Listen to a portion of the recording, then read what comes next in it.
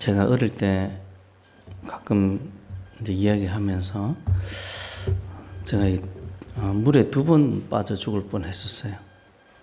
근데 참 신기한 게 뭐냐면 그 옛말에 그런 말 있잖아요.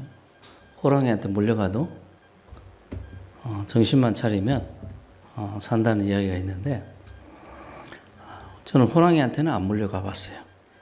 호랑이를 야생 호랑이를 본 적도 없고 근데 물에 빠져서 아마 이 중랑천 우리 여기 있는 중랑천보다도 그 정도 넓이 될 것 같아요.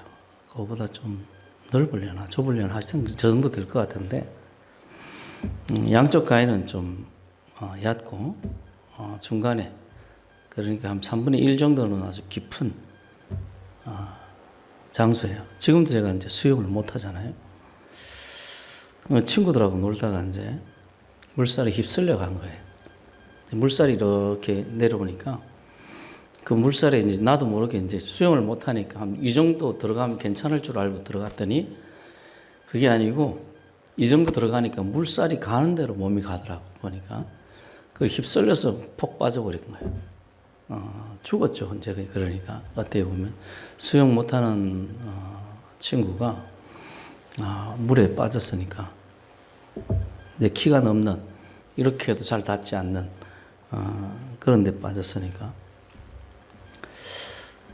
그 참 희한하게 죽는다는 생각이 안 들고 정신이 바짝 차려지더라고요. 그래서 어떻게 하면 내가 여기서 벗어날 수 있을까?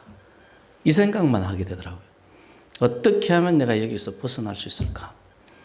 이제 보통 영화 같은 데 보면 막 당황해서 허우적거리잖아요. 그런 게 전혀 없었어요. 정말 단 1%도 없었어요. 내 생각에는 지금 이 환경을 어떻게 하면 헤쳐나갈까? 어떻게 하면 내가 살 수 있을까? 내가 이렇게 몇 번 이렇게 해보니까요. 이제 물살이 이렇게 흘러가면 제가 이쪽에서 빠져들어갔는데 그러니까 이쪽에서 빠져들어갔는데 이쪽으로 빠져나오는 게 가깝죠. 몇 메다밖에 안 되니까. 근데 물살이 이렇게 밖으로 막 나가는 중에 있으니까 내 몸이 이렇게 휩쓸리는 거예요. 그래서 여기는 내가 이 반대편 내가 들어왔던 장소로 나가면 50cm, 1m도 안 되는데 거기 가는 게 불가능하게 느껴지더라. 도저히 내가 저걸 헤쳐나갈 수 없다. 내가 헤쳐나갈 수 있는 길은 물살에 내 몸을 맡겨서 물이 빠지는 이렇게 물살이 이렇게 돌 때 이렇게 할 때 튕겨나가는 수밖에 없겠구나. 그래서 한 4, 5m 이상을 내가 저기를 헤엄쳐서 가든지 뭐 해서 가든지 가야 되는데 할 수 있는 방법이 뭐가 있을까? 난 수영을 못하니까 물살에 내 몸을 맡겨서 물살이 나를 튀게 만들어야 되겠다 해서 물에 폭 빠져 있다가 물 밑에 딱 해서 튕겼습니다. 이렇게 튕기니까 세게 팍 튕기니까 이 몸이 위로 올라가요. 호흡을 한번 탁 하고 난 다음에 어디 가야 할지 봅니다. 내가 공중에 떠올랐을 때 숨도 쉬고 어디 가야 할지 쳐다보기도 하고 그리고 쏙 빠져가지고 그쪽으로 물 밑으로 좀 기어 들어가는 거예요. 막 이렇게 해가지고 몇 그런 거 호흡이 막히면 또 폭 튀어나와서 물살이 이렇게 가는 쪽으로 내 몸을 맡겨서 가속도가 붙을 수 있도록 그렇게 해서 살았어요. 그렇게 해서 살았는데 한 보니까 한 7, 8m 이상 한 10m 가까운 10m 여기서 여기죠. 10m 더 넘은 것 같아요. 더 넘는 거리를 그렇게 잠수해서 나왔습니다. 잠수해서. 그러니까 참 지금 생각해도 희한한 게 당황하지 않아요. 당황하지. 그게 참 중요한 것 같아요. 무슨 사건을 당하면 많은 사람들이 이 감정에 휩싸입니다. 이걸 어쩔 줄을 몰라요.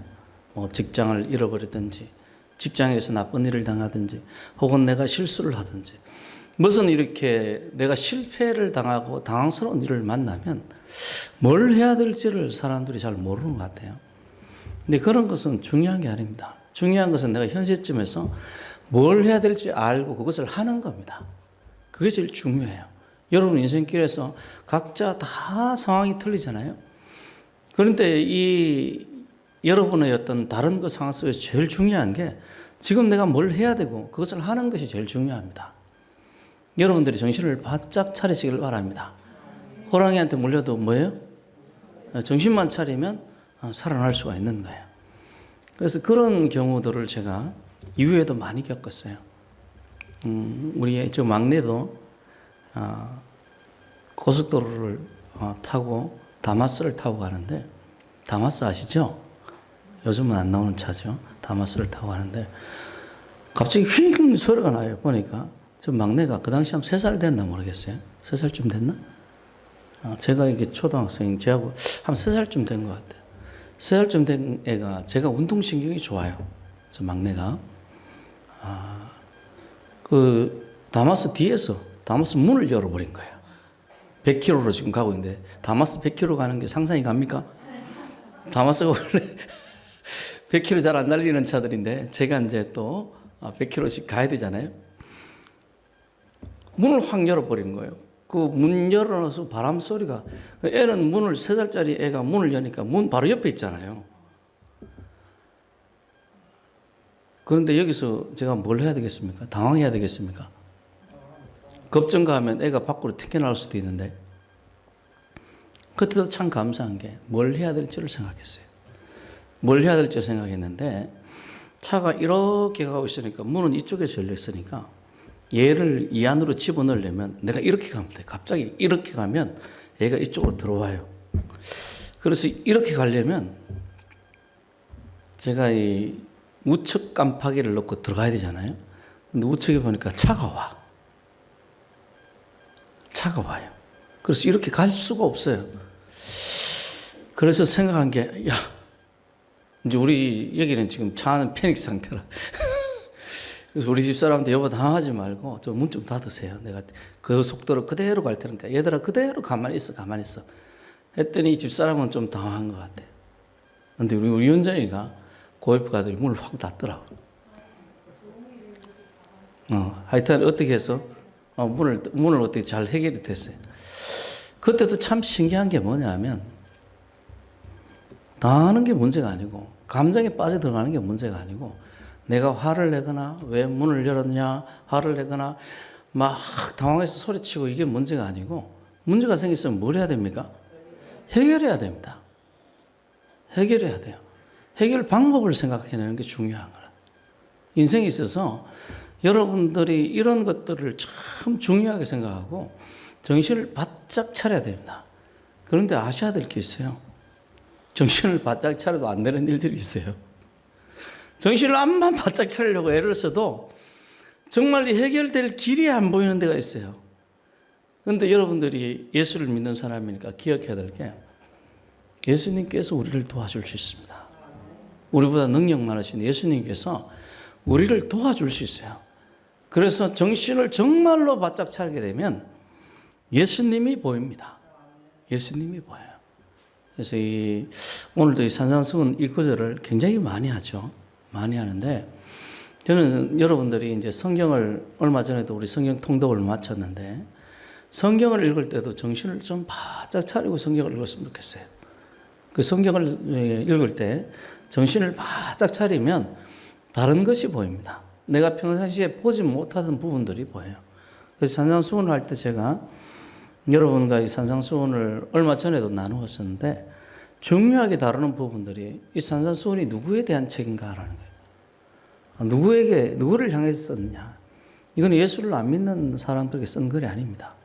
그래서 예수를 안 믿는 사람들이 뭐 세상의 빛, 소금 이런 이야기 하면 그거는 틀린 이야기입니다. 틀린 이야기예요. 이건 예수를 믿는 사람들을 대상으로 쓰여진 책이에요. 그리고 5장 1절에 보면 뭐라고 나와 있는가 하면, 예수께서 무리를 보시고 산에 올라가 앉으시니 제자들이 나온지라 입을 열어 가르쳐 가라사대. 제자들이 나왔어요. 무리들이 많이 있는데 그 중에 누구들이 나왔어요? 제자들이 나와서 이 제자들이 이 산상수훈의 말씀을 들은 거예요. 그러니까 이 산상수훈은 제자들에 대한 이야기입니다. 제자들은 누구냐면 스승을 따라 배우는 사람들이 제자들입니다. 여러분들이 제자들이길 원합니다. 예수 그리스도를 따라 배우는 사람들이길 원합니다. 예수님께서 우리 마지막 마태복음에서 마지막 남긴 말도 뭐냐 하면 하늘과 땅의 권세를 내게 주셨으니 너희는 가서 모든 민족을 뭘로 삼아서 제자 삼으라고 그랬어요. 마지막 남기신 제자들에게 남기신 말이 뭐냐 하면 제자를 삼으라는 말이에요. 일반 교회 다니는 정도로 이야기하는 게 아닙니다. 예수님을 따르고자 하는 사람들에 대한 이야기예요. 그래서 얼마 전에도 천주교인, 로마교인 이야기가 나왔던 것 같은데, 로마교 전도사님하고 전도할 때 뭐 이야기가 나왔나? 누구하고 이야기가 나왔죠? 지난주에 나왔던 것 같은데, 로마교인들은요, 이 성당 간지 한 10년 돼도 자기가 로마 교인이라고 생각해요. 한 10년이 되는. 10년 동안 뭐 예수님께서 얼마나 생각했는지 모르겠는데, 절도 비슷합니다.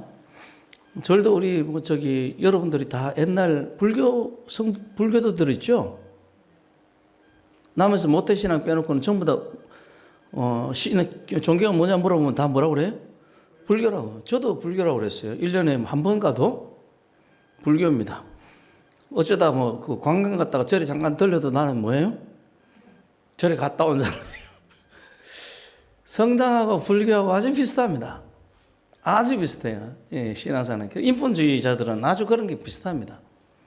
근데 그런 거 생각하시면 성경 말씀 잘 이해가 안 됩니다. 성경에서 예수님이 찾으시는 사람, 예수님께서 자신의 자녀, 자신의 형제 삼는 사람, 그 사람들은 제자들을 이야기를 합니다. 그냥 1년에 한 번, 2년에 한 번 교회 다니는 사람들이 아니에요. 이 교회에 나와서 그냥 예배 드리는 사람도 아닙니다. 이 교회에 나와서 예수를 따르고자 하는 사람들에 대한 이야기예요.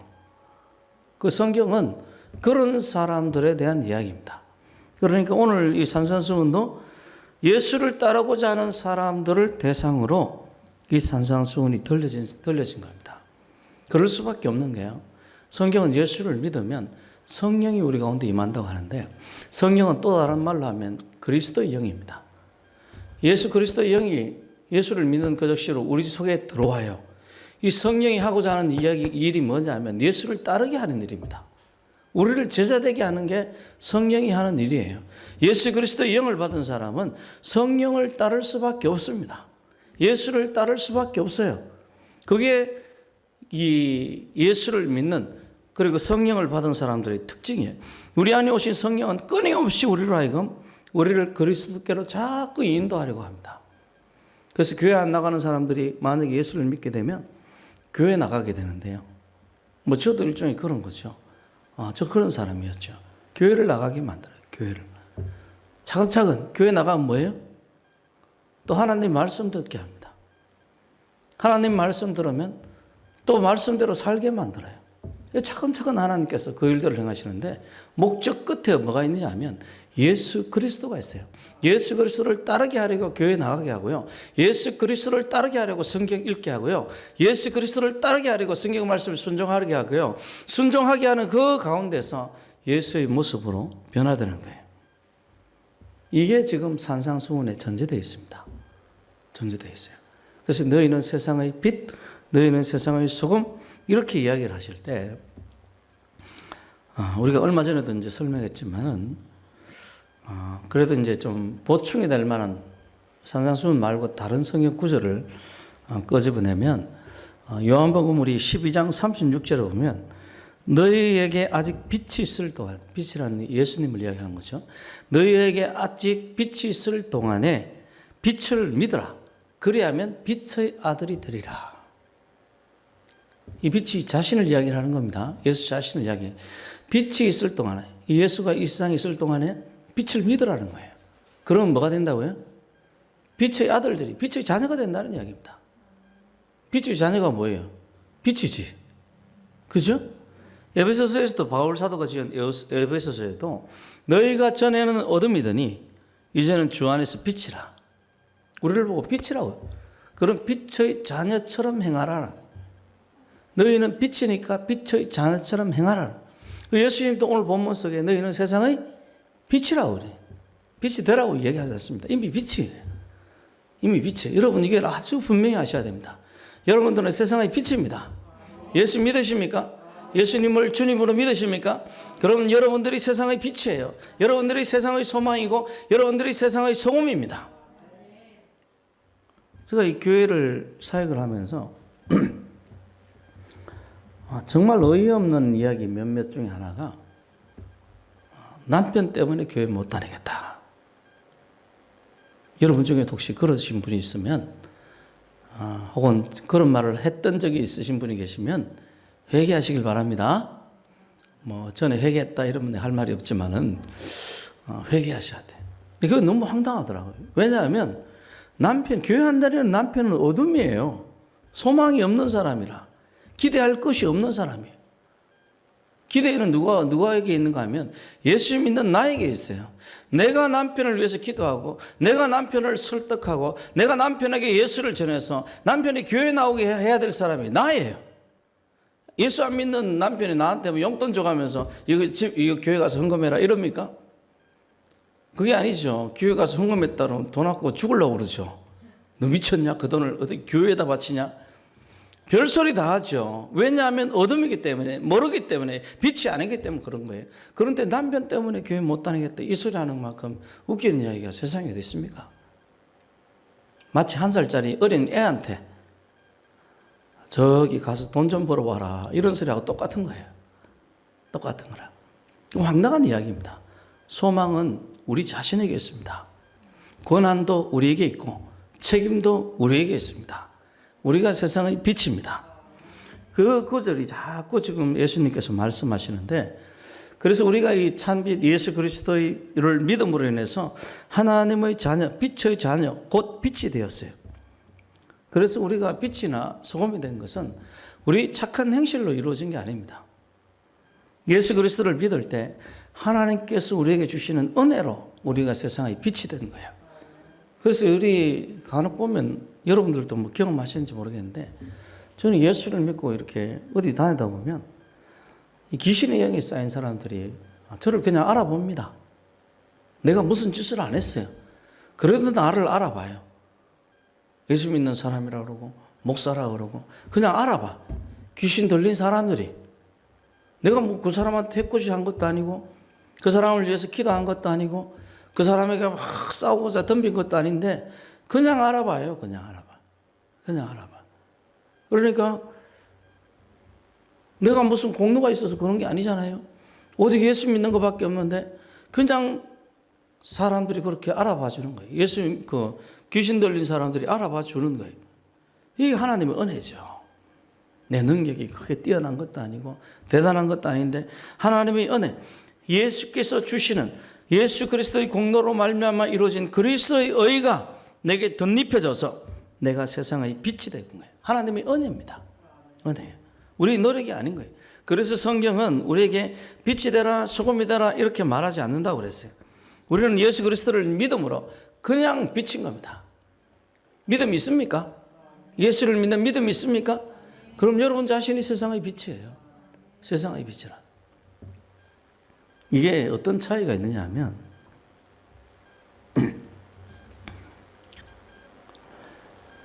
우리 여러분들도 옛날 유행하던 이야기인데 여자는 약하지만 아줌마는 강하다 이런 소리 들어보셨죠, 그죠? 예? 어머니는 강하다 그럽니까? 저는 아줌마입니다.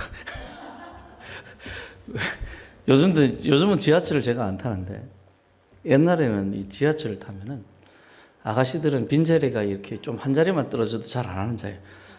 눈치 살살 봐요. 근데 아줌마는 가방부터 집어 던집니다.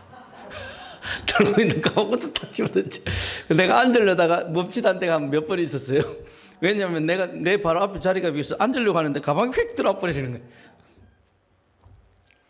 보면 아줌마입니다. 모르겠어요. 어머니인지 모르겠는데 애는 없더라고요. 아줌마야, 아줌마. 왜 아줌마가 그렇게 강하냐? 결혼해서 가정을 건사하고 자녀를 키우고 책임감이 있으니까 그런 겁니다. 책임감이 있으니까.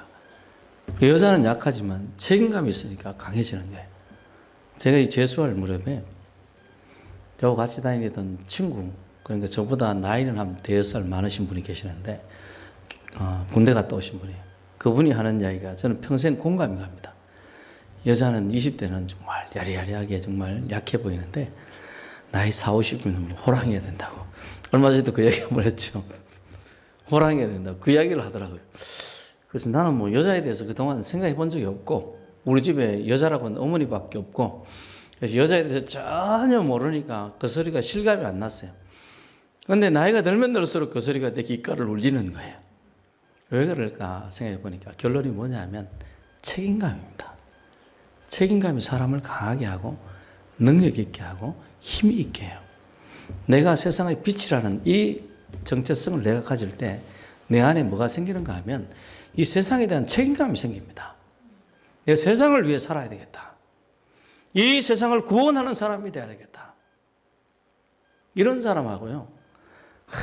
세상이 날 버렸어. 나는 세상이 알아주지 않는 사람이야. 이 망할 놈의 세상. 한마는 이 세상 이러면서 사는 사람은 인생이 완전히 다른 겁니다. 하나님께서 내게 이 세상을 맡겨주셨다고 생각하는 사람들은 책임감이 있어서 뭐든지 열심히 배우려고 하고 뭐든지 이 자신의 일을 충성되이 감당하려고 해요. 낭중지칩니다. 주문에 있는 속것은 드러나게 되어 있어요. 그렇게 책임감이 강한 사람들은 세상이 알아주게 되어 있습니다. 세상이 알아주는 거예요. 알아주는. 내가 세상의 빛이라는 정체성을 가지고 살 때, 내가 세상의 소금이라는 정체성을 가지고 갈 때 세상이 달라 보이고 세상에서 내가 하는 행동이 달라지는 거예요. 길거리에 걸어가면서도 달라져요. 옛날에는 침 같은 거 함부로 뱉던 사람도 세상의 빛이라는 정체성을 가진 사람들은 침도 안 뱉습니다. 욕도 함부로 하지 않습니다. 다른 사람 험담도 함부로 하지 않아요. 반드시 하나님 앞에 책임감을 가지고 이 세상을 짊어지고 있다는 책임감을 가지고 말을 하고 비난을 하고 또 살아가게 되는 거예요. 이런 사람들이 어떻게 되겠습니까? 그게 바로 성경에 나오는 오늘 14절 구절입니다. 우리 14절 같이 한번 읽어볼까요? 시작.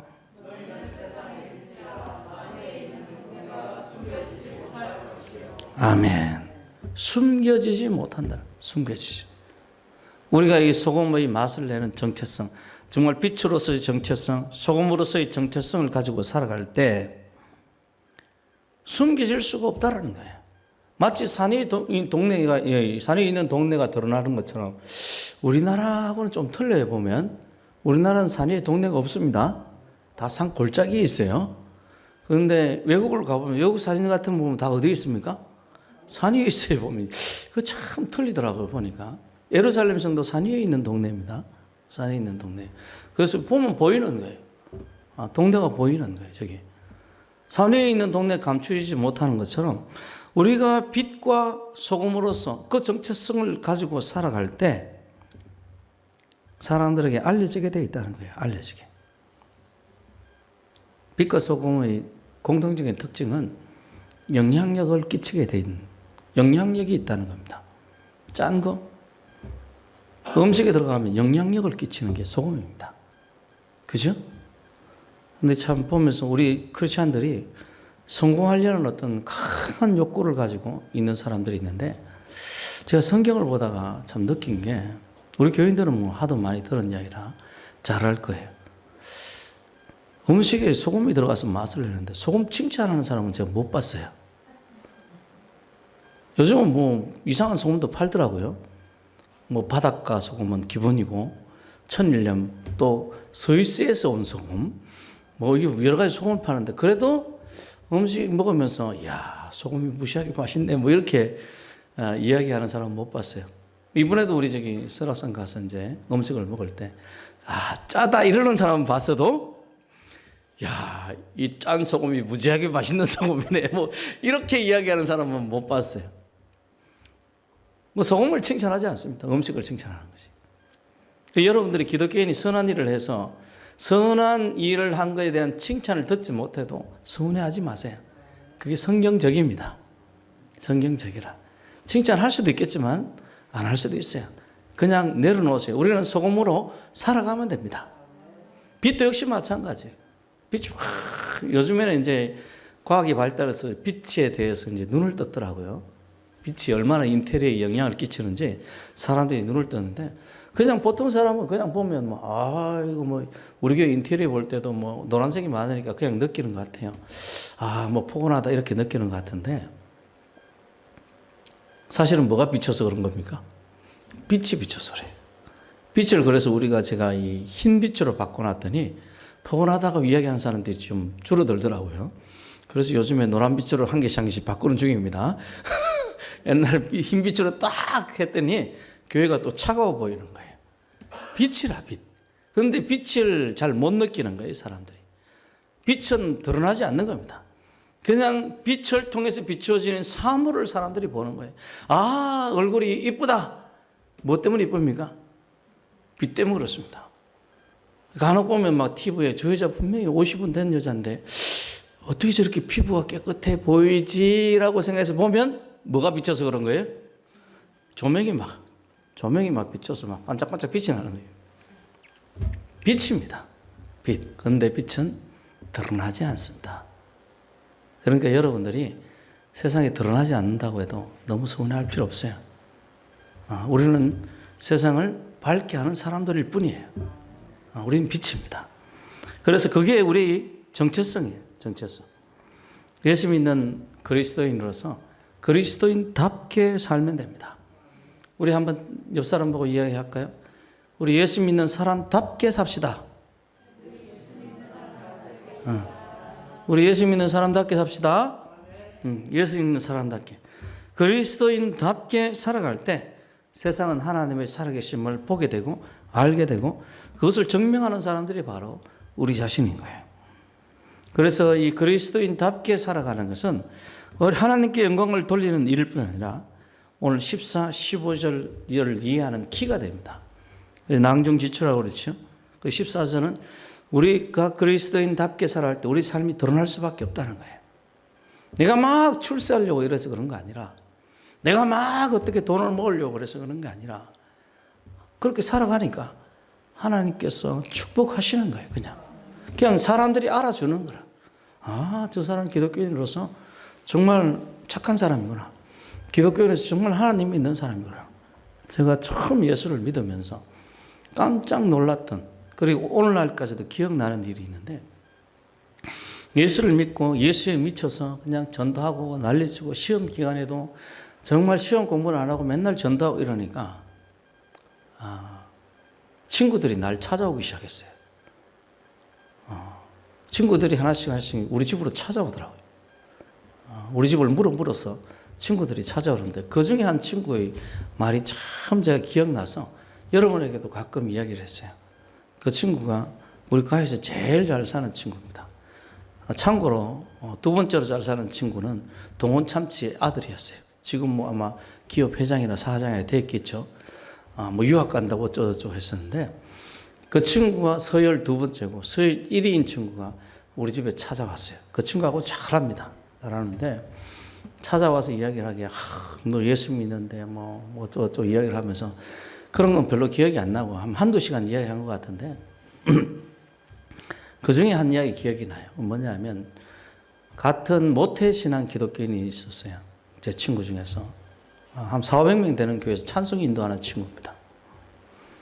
근데 이제 그 친구 이야기를 하면서 걔가 그러는데 너처럼 그렇게 신앙생활하면 안 된대. 지호야, 너처럼 그렇게 신앙생활하면 안 된대. 너처럼 그렇게 미쳐 들어가면 이단되기 쉽대. 이렇게 그렇게 너 예수를 믿어도 그렇게 믿으면 안 되는 거래. 그래? 좀 충격받았지. 제가 나보다 먼저 믿은 사람이고 정말 400~500명 되는 교회에서 찬송 인도하는 친구인데 술을 못 먹어요. 근데 담배를 잘 핍니다. 그렇지. 엄마 이야기를 할 때도 엄마가 그렇게 귀신 내쫓는 은사가 있다고, 귀신 들린 집에 신방 가가지고 귀신 내쫓고 이러는 엄마 권사님을 엄마로 둔, 어머니를 둔 친구예요. 근데 그 이야기를 하면서 이 친구가 했던 말이 그게 이제 기억이 남는 게 아니라 무슨 말을 하는가 하면, 근데 내가 보니까 그거 숨 가짜 같아. 그 친구를 보고 하는 소리가 그거 숨 가짜 같아. 그거 예수 믿는 거 같지 않아 보니까. 나는 교회는 안 다니지만은 내가 보기엔 네가 예수 믿는 사람 같더라. 그 이야기에 충격을 받은 거예요, 제가. 성경에도 보면요, 예수님을 고향 사람들이 못 알아봅니다. 바리새인들이 못 알아봐요. 제사장들이 못 알아봐요. 예수님의 실체를 쟤들도 못 알아봅니다. 누가 예수님의 실체를 알아봅니까? 마귀들이 알아봐요. 마귀들이 하나님의 아들이라고 금방 알아봅니다, 예수님을. 그런데 교회도 다니지 않고 우리 과에서 제가 있는 그 동기들이 전부 다 이제 80명인데 야간까지 합치면 한 150명 되나 모르겠어요. 한 200명 되나 모르겠어요. 야간은 이제 같이 안 다니니까. 주간이 한 80명 같이 다니는데 80명 중에서 최고로 방탕한 친구가 누구냐면 1번이 누구예요? 그 친구라. 제일 생활이 엉망인 친구가 누구냐 알았고 하면 그 친구.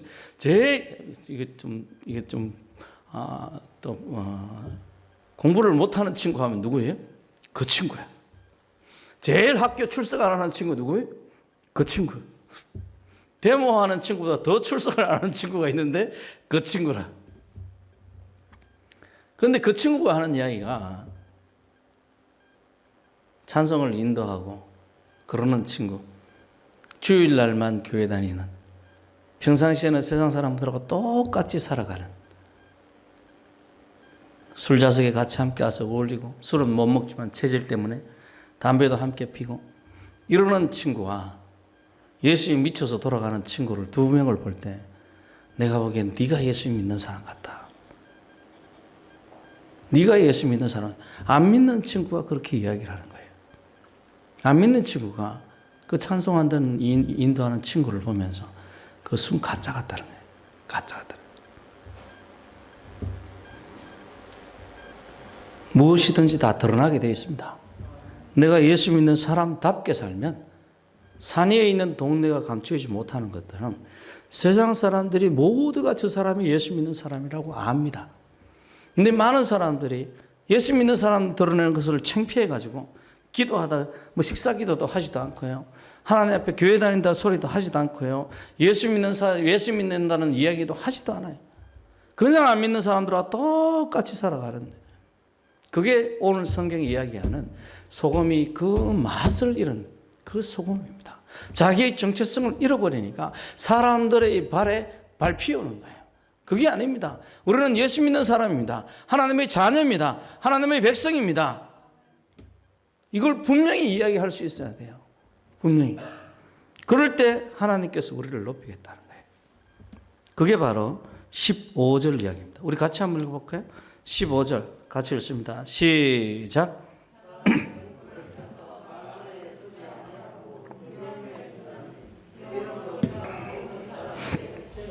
아멘. 14절이 그냥 가만히 있으면 드러나는 것을 의미한다면 15절은 하나님께서 높이시겠다는 거예요. 하나님께서 높이시겠다는 거예요.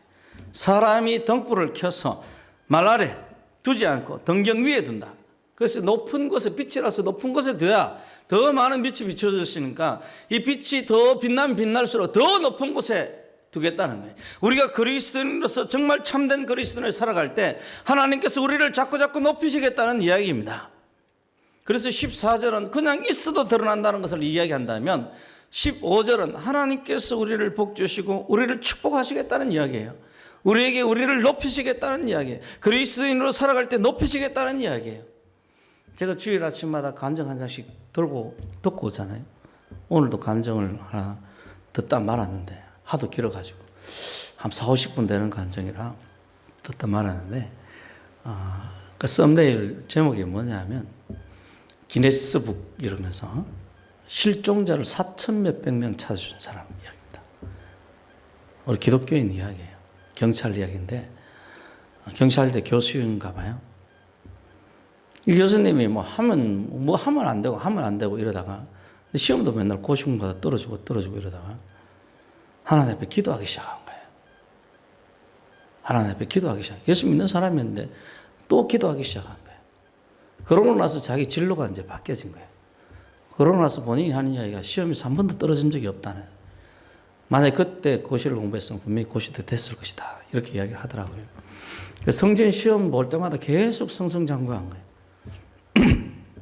그러면서 경찰이 되어가지고 실종자한테 관심을 가지게 되고 실종자를 찾아주기 시작하는데 여러 좋은 부서도 갈 수가 있는 기회가 여러 번 있었는데 하나님 앞에 기도해 보면 하나님께서 그거 하라고 그러셔가지고 계속 그걸 하셨나 봐요. 많은 사람들이 성공을 위해서 달려갑니다. 기독교인 중에서도 그런 사람들이 많아요. 제가 이 지난 정권 때 이제 이번 아직도 기한이 남았으니까 이번 정권이죠. 이승효 씨에 대해서 내가 되게 뭐라고 그랬잖아요. 그 기독교인으로 소금의 맛을 잃은 겁니다. 그러니까 어떻게 된 거예요? 국민들의 60%, 70% 그 사람을 싫어합니다. 그 사람 때문에 하나님 영광이 가리워졌어요. 그 사람 인생이 앞으로 어떻게 될지 모르겠습니다. 자기 부하 직원이든 그 뭐죠? 그 조선제일검이라는 한동훈이 또 가서 찾아가서 좀 아부도 좀 했나 봐요. 실수하는 겁니다. 그 사람이 지금 해야 될 것은 회개입니다. 그 사람이 찾아가야 할 대상은 하나님입니다. 한동훈이 아니에요. 그런데 자기 안전을 위해서 한동훈을 그렇게 찾아가서 참 황당합니다. 황당해요. 여러분들이 실패할 때 예수님 찾아가셔야 됩니다. 회개하고 예수님 찾아가셔야 돼요. 성공을 위해서 많은 사람들이 달려가는데 이 성공을 위해서 하나님을 어떻게든 이용하기도 합니다. 그게 이제 누가복음에 나오는 탕자의 비유죠. 이 탕자가 자신의 성공을 위해서 자신의 아버지 하나님을 얼마나 이용하는지 모릅니다. 나중에 완전히 쫄딱 망해서도 하나님에 가서 좀 품삯이라도 좀 받아볼까. 아버지에게 가서 품삯이라도 돈을 위해서 하나님을 찾아가는 거예요. 거기에 보면 탕자가 아버지께로 돌아가는 데 있어서 아버지에 대한 존경, 아버지를 위하는 것 하나도 없습니다. 그냥 어떻게든 먹고 살려고 아버지를 찾아가는 거예요. 그러할지라도 아버지를 만나고 나서 변화되는 것을 봅니다. 기독교인이 자기 정체성을 가질 때 비로소 행복하고 바른 길로 갈 수가 있어요. 자기 정체성을 가질 때 하나님께서 그를 축복하시고 그를 위해서 잔치를 베풀어 주십니다. 잔치를. 제일 중요한 게 뭐냐면 내가 그리스도인으로서의 정체성을 회복하는 거예요. 제가 자주 인용하던 갈라디아 2장 20절 한번 탁 찾아봐. 빨리 지금. 갈라디아 2장 20절 같이 한번 읽어볼게요. 같이. 뭐 다들 외울 것 같은데 2장 20절. 시작. 내가 그리스도와 함께 십자가에 못 박혔나니 그런즉 이제는 내가 사는 것이 아니요 오직 내 안에 그리스도께서 사시는 것이라. 이제 내가 육체 가운데 사는 것은 나를 사랑하사 나를 위하여 자기 자신을 버리신 하나님의 아들을 믿는 믿음 안에서 사는 것이라. 아멘. 그래서 그리스도인이라는 그 생각 자체, 그리스도인이라는 정체성이 우리 삶을 규정하게 만들어야 됩니다. 나는 어디 사람인가? 나는 예수 믿는 사람입니다.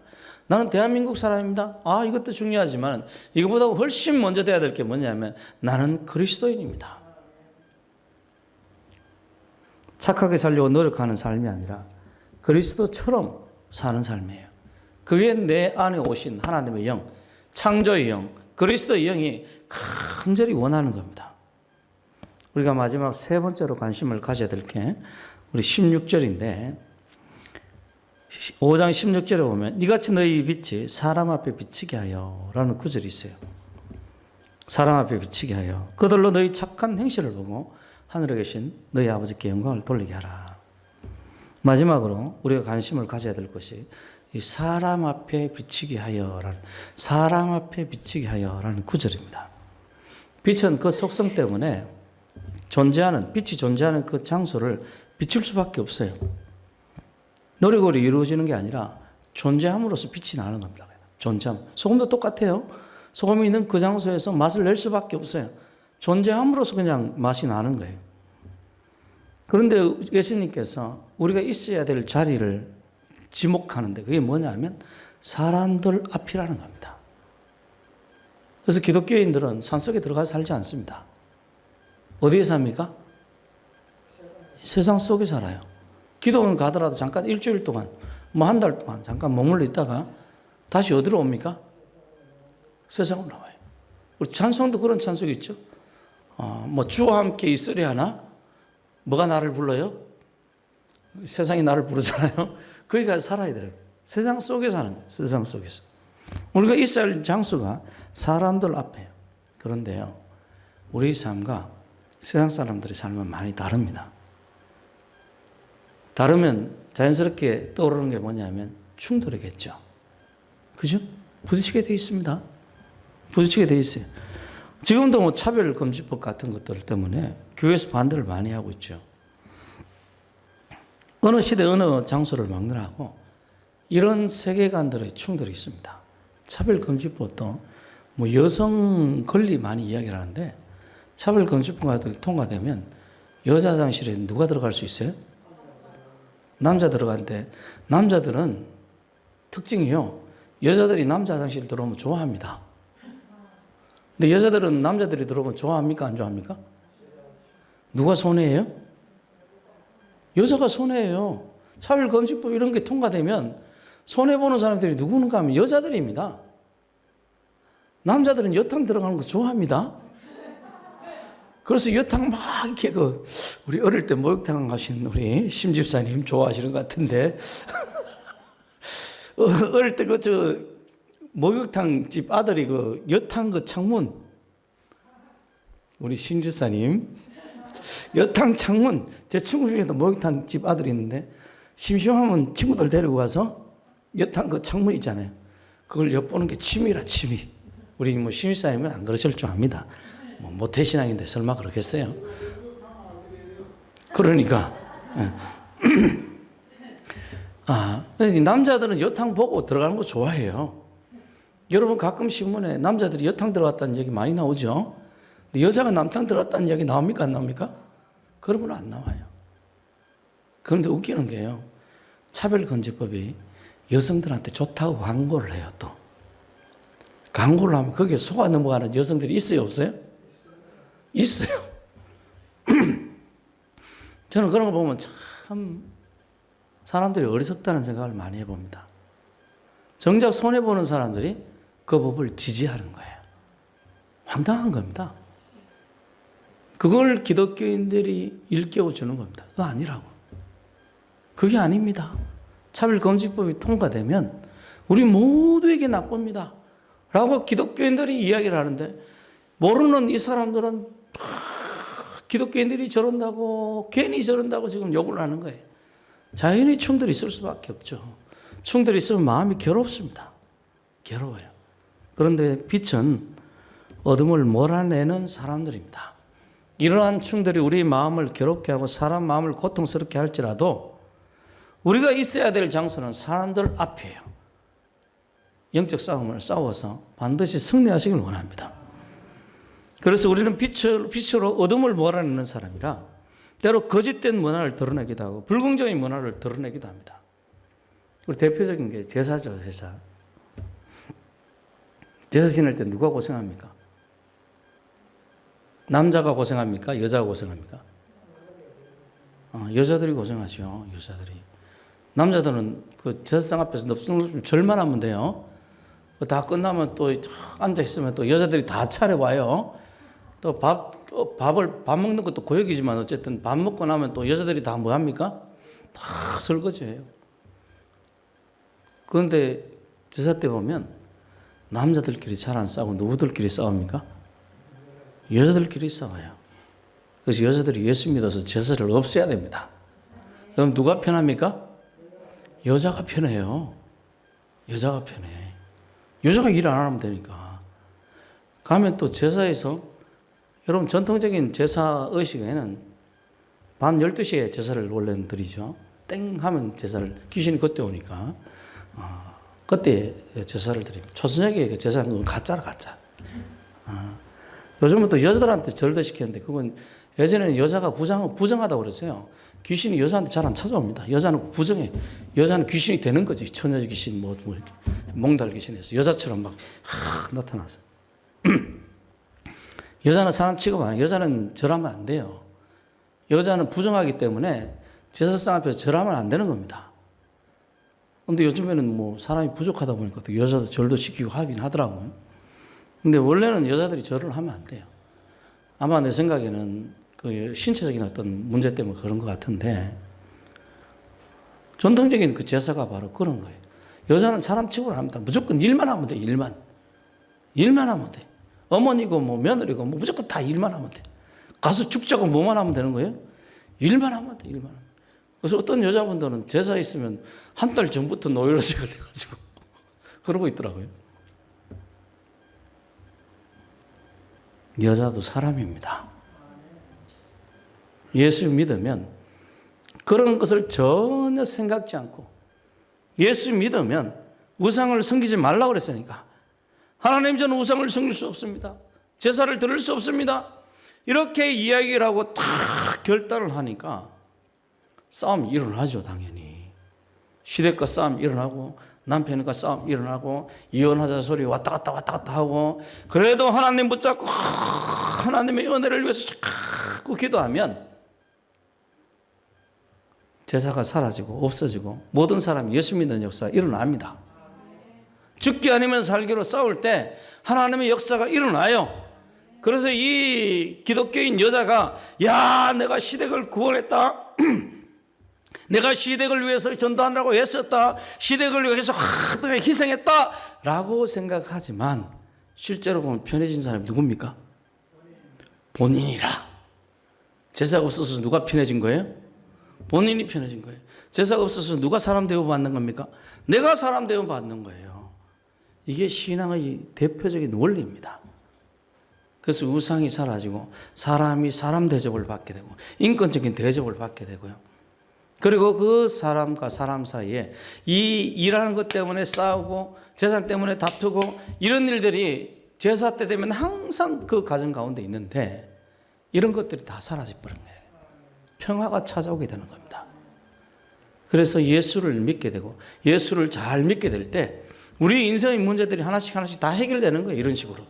나는 그걸 생각지도 않았는데, 나는 그걸 생각지 않고 오직 주님 말씀에 순종코자 했을 뿐인데, 내 인생 가운데 평화가 찾아오고 사랑이 넘치고 은혜가 넘치고 내가 사람다운 삶을 살게 되고 사람들에게 유명히 여김을 받게 되는 거예요. 저는 지금도 고등학교 때 저를 전도한 친구가 감사하고 생각날 때마다 기도합니다. 만약에 한 여자가 있어서 그 가정에 제사가 물러갔을 때 그 가정 구성원들이 그 사람에게 대해서 얼마나 감사하겠어요. 얼마나 그를 위해서 기도하겠어요. 옛날에는 그냥 제사상 차리는 한 어떤 부엌대기에 불과했다면, 이제 예수를 믿어서 예수님께 충실했더니 온 가정을 구원하는 구원자가 되어버린 거예요. 이것이 빛과 소금의 의미입니다. 우리 민족의 믿음의 선배들이 그렇게 살았고, 오늘날에도 우리가 이 사회에서 그렇게 살아야 될 줄로 믿습니다. 외면하지 마세요. 우리는 세상 속에 사는 사람들이고 사람 앞에 있는 사람들입니다. 분명히 차별금지가 잘못됐다고 이야기를 해야 되고요. 교육이 잘못됐으면 교육이 잘못됐다고 이야기를 해야 됩니다. 어쨌든 하나님의 영광은 우리가 본질에 충실할 때 나타납니다. 그래서 그들로 너희 착한 행실을 보고 하늘에 계신 너희 아버지께 영광을 돌리게 하라.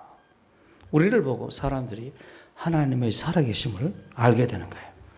세상과 적당히 타협해서 우리가 우리 본질을 잃어버린다면 그것은 우리에게 재앙입니다. 누구보다도 우리에게 재앙이에요.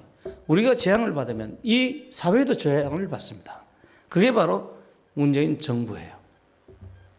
그러나 우리가 타협하지 않고 기독교인으로서 살아갈 수 있다면 우리 모습이 드러날 뿐 아니라 하나님께서 우리를 높이시게 되어 있습니다.